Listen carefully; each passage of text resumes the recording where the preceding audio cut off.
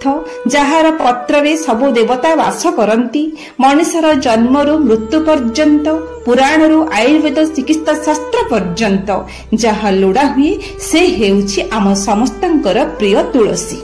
तेणु पुराण से ही तुलसी को स्तुति करती यन मूले सर्वतीर्थानि यन मध्ये सर्वदेवता यदाग्रे सर्ववेदाश्च तुलसी तं नमाम्यहम्।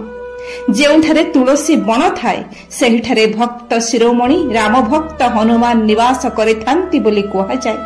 हनुमानक पूजारे भी तुलसीर महत्व। भगवान श्री विष्णुंकर प्रिय तुलसी। केवल भगवान श्री विष्णु नुहंती तांकर प्रत्येक अवतार तांकु समर्पित होइथाए तुलसी। से राम हुंतु कृष्ण हुंतु कि नृसिंह आदि। आम रसिकराज कालिया शांतांकर अति प्रिय हेउछि तुलसी।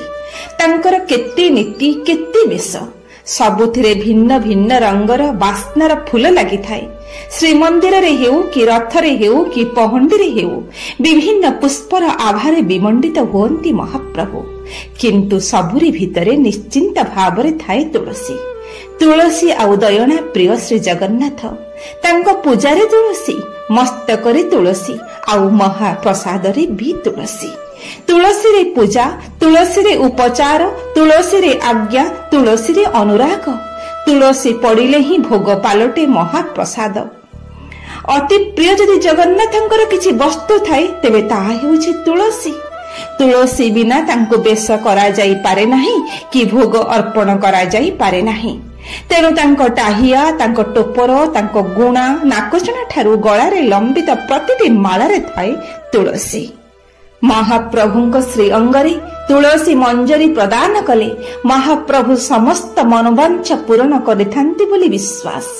तेणु तो भक्त गाए तुलसीर मूल तुलसीर चूल तुलसी भूषण होई तुलसी मूलरे लय लगाइले नीलचक्र दिशुथाई। ठाकुरଙ୍କ छड़ा तुलसी टिके पाइले मन आनंदरे पूरी उठे। जहा घरे तुलसी चौरा थाए सही घर को कौनसी दैवी दुर्विपाक होई न थाए। प्रतिदिन सकाळे स्नान सारी जो व्यक्ति तुलसी वृक्षरे पानी दियंती सेमानंकर सबु प्रकार उन्नति होई थाए।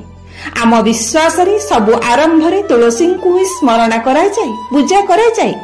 मागो तुलसी देवी अटो कृष्णंक प्राण वल्लभी प्रभात उठिन तो मुख चाहिए संध्या काले संध्या देई ओदा वस्त्र पिंधित पादे सेविले वैकुंठ लभिबा पाई। तेणु प्रत्येक ओडिया गृहिणी प्रातः स्नान करी सारिला परे तुलसी मूलरे जलदान करी परिवारर मंगल कामना करती। आउ तुलसी मूलर माटी मस्तकरे